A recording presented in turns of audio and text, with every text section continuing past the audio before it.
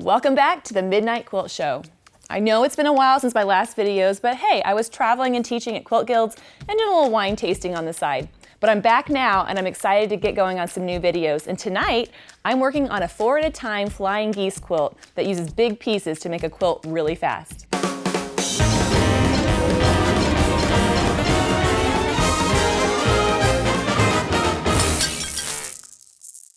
This time, I'm working with Boundless Flower Shop. It's a kit designed by Janice Ryan, and I'm excited to get working with it. Now, before we get into cutting, I just want to remind you, you can go to the Craftsy blog and check out a giveaway for the rail fence quilt that I finished in the last episode. The 4 at a time flying geese method is definitely not anything I came up with. I'm not that clever. I like the machine quilting way more than the piecing.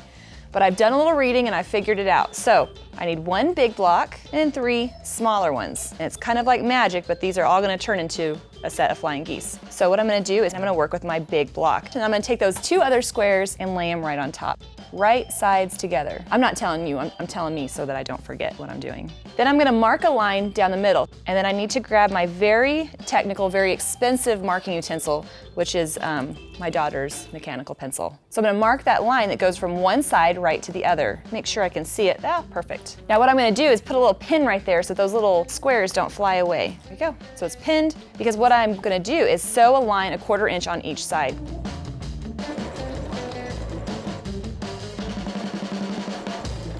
Flip it around and do the same on the other side. Now what I'm gonna do is cut carefully on that line that I've drawn. I have 2 heart kind of shaped pieces. Isn't that precious? But I'm not quite done yet. I need to press those seams. Is this thing even on? Oh wait, maybe I should turn on the button. There we go. Probably not gonna iron unless it's hot. Fabric kind of looks like sprinkles. Makes me think of cupcakes. Actually, I'll be right back. Sorry about that. I had to get a quick snack. Okay, so now I'm gonna go ahead and, oh my gosh, back to the project at hand. All right, next block will be laid right on there just like that. And I'm gonna add another mark going from corner to corner. And then I'm gonna do the same with the next one. Hold on a second. Let me check the pattern real quick. I think I might be missing something. Well, son of a block. So, I've done some research. Turns out I need 1 more. So, good thing that I know how to read, right? Goodness. So I'm gonna do the same thing with my 4th block. This is just a reference line for me so that I can sew 1/4 on one side and 1/4 inch on the other. One down, 1 more to go. All right, now it's not looking like a heart anymore, but like a weird kind of thing, but I think it's gonna turn out all right. I'm going to cut on that line again. Once I press it, I'll have a flying goose. Now a quick press. In fact, not just a quick press, how about a best press? Okay, I thought that was kind of funny, maybe not. I love the sizzle of it as it presses. It's kind of like a shh, shh. Okay, maybe it's not really making that noise, but in my head, that's the noise it's making. All right, so now I have not 1, not 2, not 3, but for the same price, 4 at a time flying geese. Now I just need to keep doing that over and over again.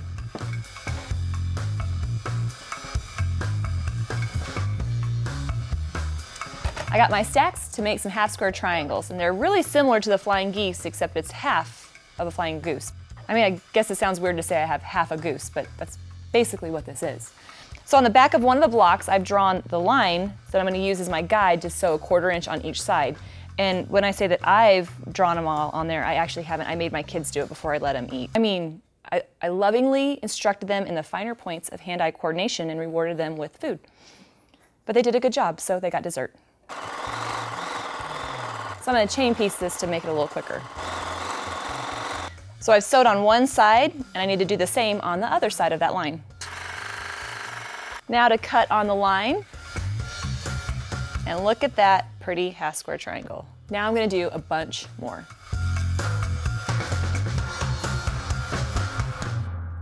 I have a flock of flying geese, some halvesies, and some random squares. I'm gonna make it look like a big, beautiful block.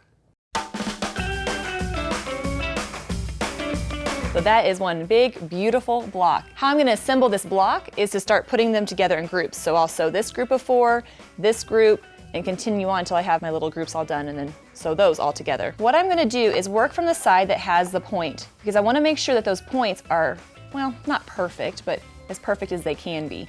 So when I pin it, I stick that pin in where those lines come together. So here to here, and that way when I sew, I can make sure that my sewing lands right on that point, and that's just gonna make it look good. Even if the seam allowance isn't a perfect 1/4 inch.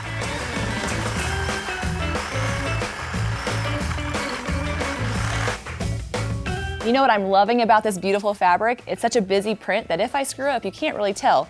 I mean, although these points look pretty good if I do say so myself.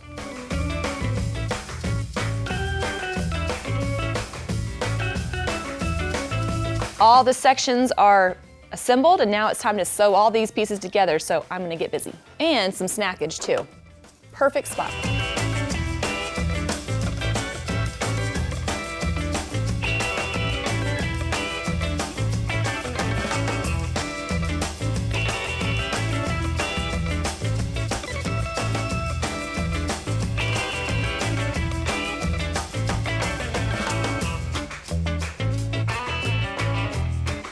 So my first block is finished, and I've actually got a couple of variations finished as well.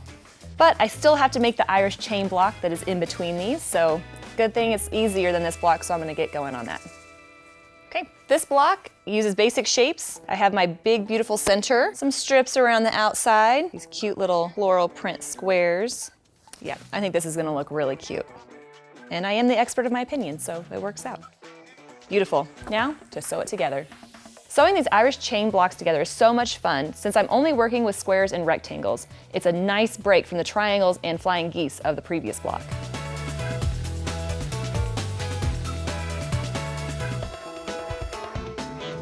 So here's the Irish chain block I finished, and I've got a second fun variation. So these blocks are all gonna be in the first row of my quilt. Now let me show you how to put this together. The first row is finished, and the second row is the same, except it has 3 Irish chain blocks, and then 2 of the flying geese blocks. And the rest of the rows go together the same way. And here is my finished giant quilt. It's big enough, I could probably turn it into a tent, but I'm not gonna make it into a tent, I'm actually gonna quilt it. But I think I deserve a treat, and since I ate all the cupcakes, I guess it's just frosting for me. Don't judge me. What I'm doing is quilting a paisley design on a nice big scale because it will take me forever if I'm quilting really small. The paisley design itself is really easy to quilt. I'm just quilting a teardrop shape, then echoing around it a couple times, depending on where I want to end up. Then it's time to add my next paisley and echo. Really, that's all there is to this design. Paisleys and echoes, until the block is finished. In fact, there's some diagrams in the description box below that will show you exactly how I'm quilting this. I'm gonna continue quilting this paisley, working my way throughout the whole block. And what's fun is that in these busy prints, you can't even see the quilting. So it doesn't even matter if I make a mistake or stop to reach for my jar of icing over here.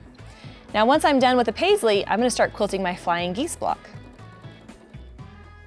In the square center of the flying geese block, I'm actually quilting a feather variation, and it's a lot of fun because it fits blocks of all sizes. So I'm starting out with a big kind of elongated swirl that ends towards the center of the block, and it kind of almost looks like a question mark. Now when I get to the center, then I'm gonna start adding my petals or my bits of my feather around the outside of that swirl, and it's like a half heart kind of shape. And as I quilt it, that half heart shape is gonna kind of touch that spine, and then I'm gonna go right back up and quilt my next one so that it's right close to the first one.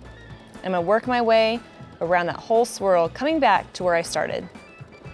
Now in the rest of the pieces of this block, I'm gonna leave the feather behind and actually go ahead and do a continuous curve design. Now what I love about continuous curve is that I'm just going from point to point, quilting curved lines. Really, you can play around with this and come up with a lot of your own variations. But if you can't see exactly what I'm doing, don't worry, I have diagrams that will show you exactly what I quilted in which part of the blocks. I finally wrestled this quilt through the sewing machine, and now it's finally quilted. It's big and it's beautiful. Who knew that making 4 at a time flying geese would be so easy? I had the sugar to get me through. But before you go to bed, make sure you subscribe right down there. Until then, I'll see you next week.